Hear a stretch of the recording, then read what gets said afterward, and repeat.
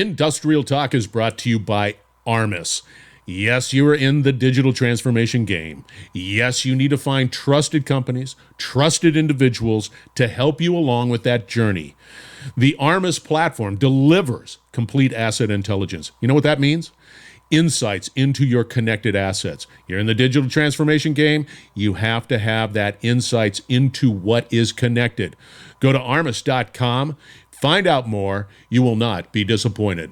Also, AI Dash. AI Dash is on a mission to create a greener, cleaner, safer planet from space.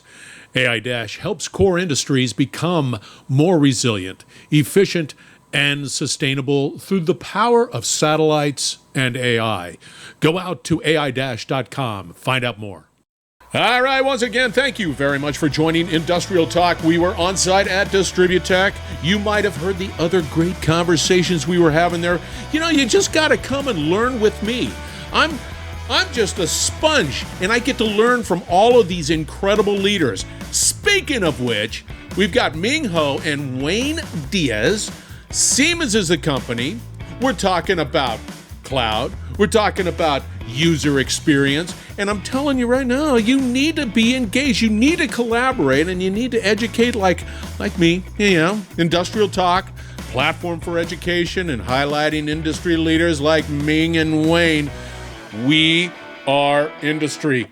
It's the human side. So let's get cracking with the conversation.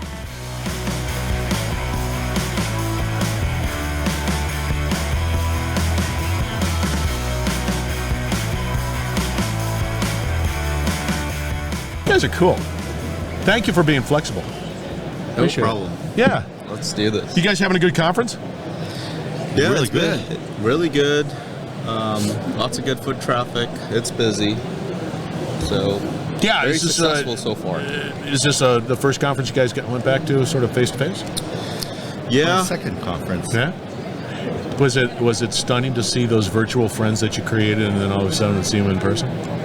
Yeah, they completely look different too. I used to wear a wig, so when everybody saw it, no, I didn't. Yeah. Anyway, all right.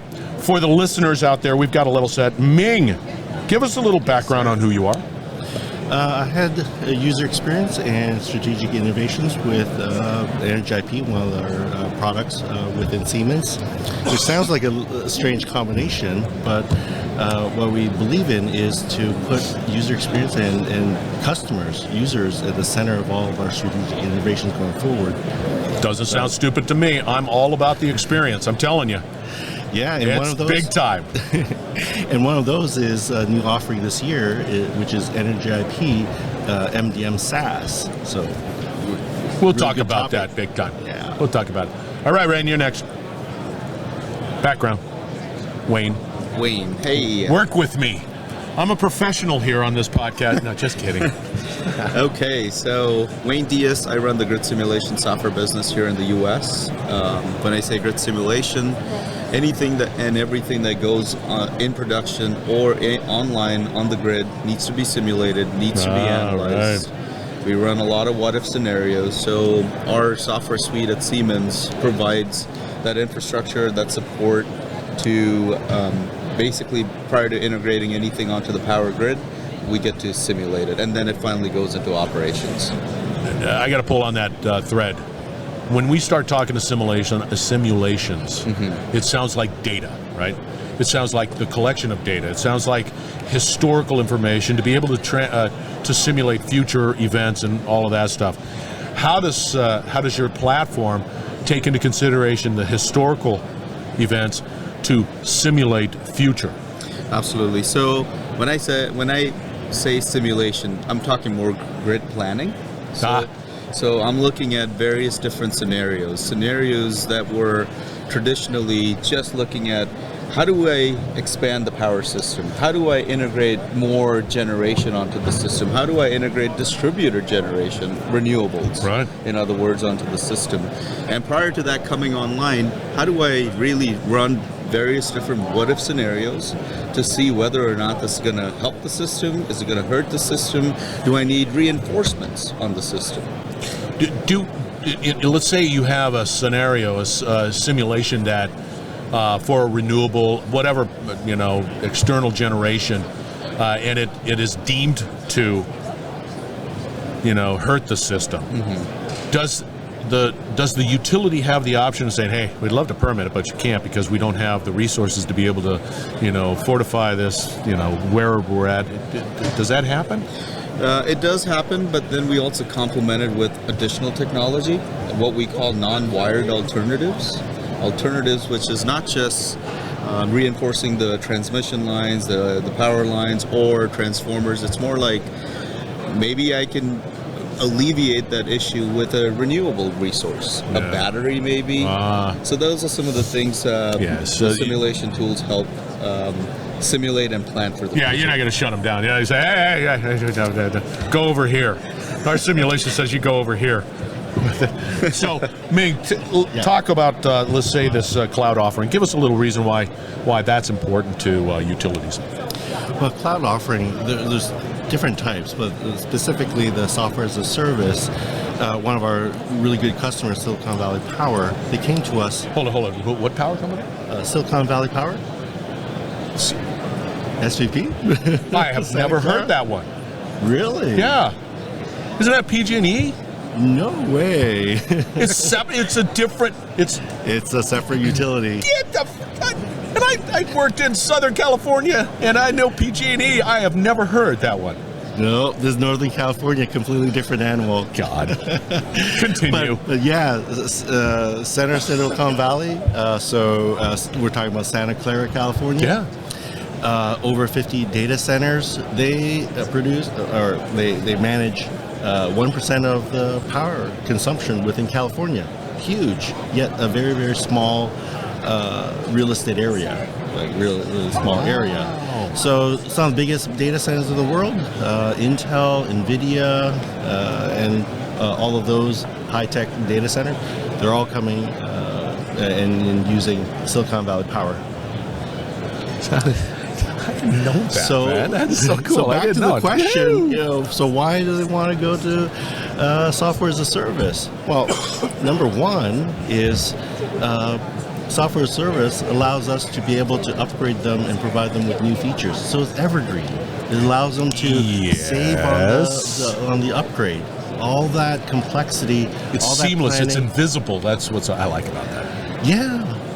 And the second part of it is they're fairly small. So they want to have their staff really focus on the core business.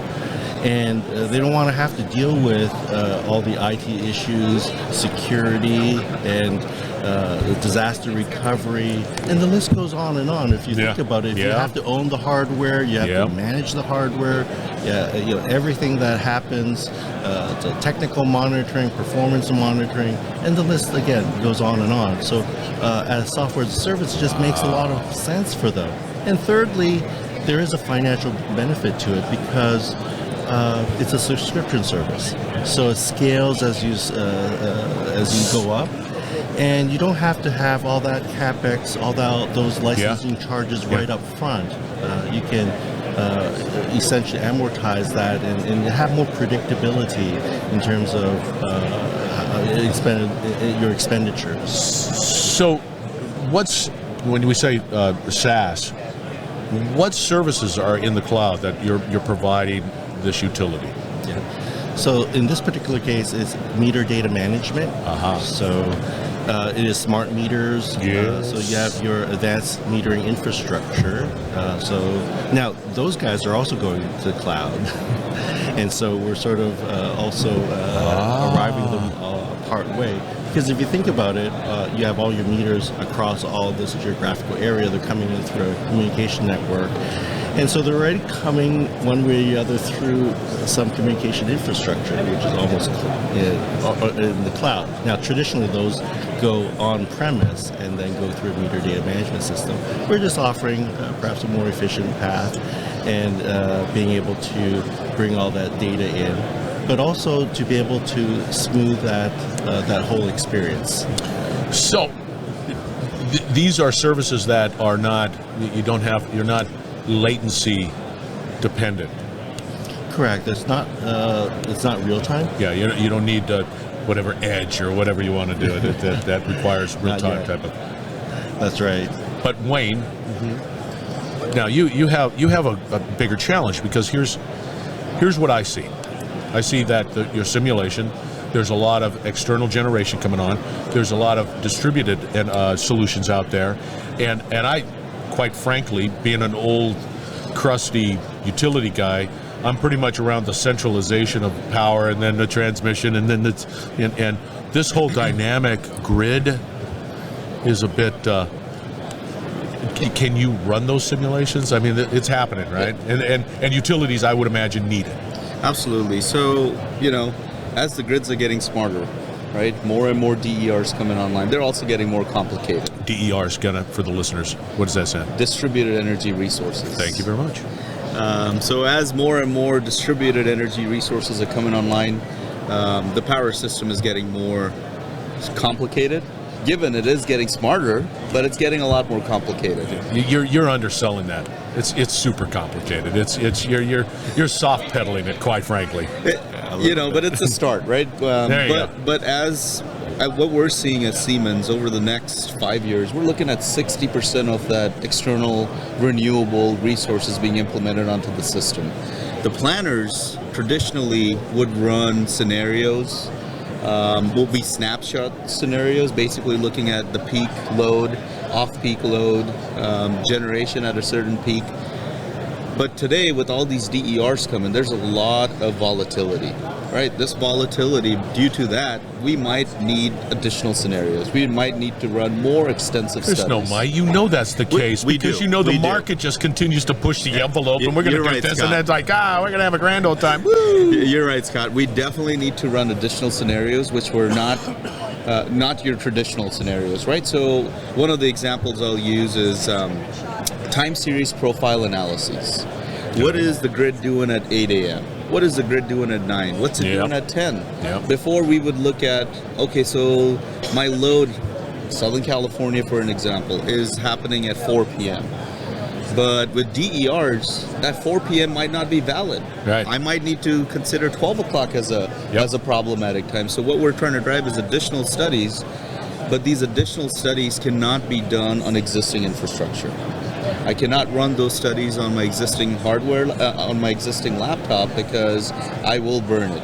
IT folks are talking to us saying our engineers, our planners need new hardware. Has an impact to OpEx, right? So that's why our tool, PSSC, Transmission Planning Tool, is now in the cloud.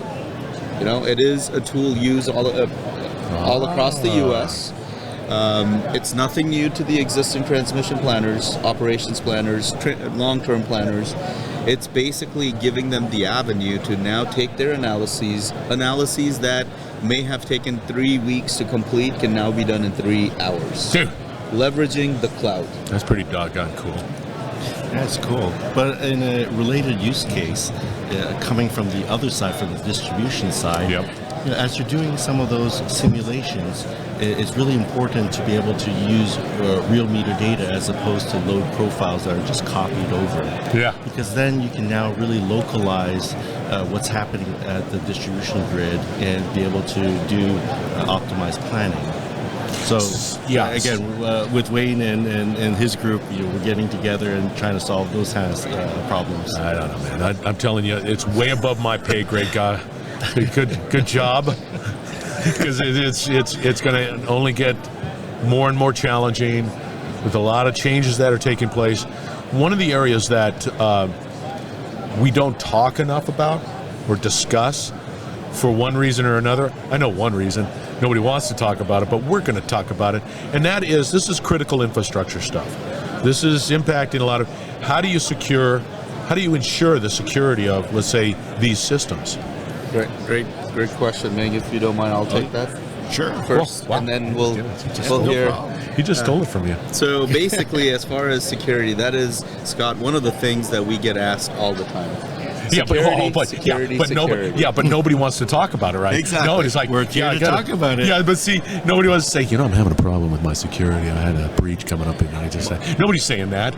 They're just saying, hey, I need to talk security. You're having problems? Nope, I'm not having a problem. Nope.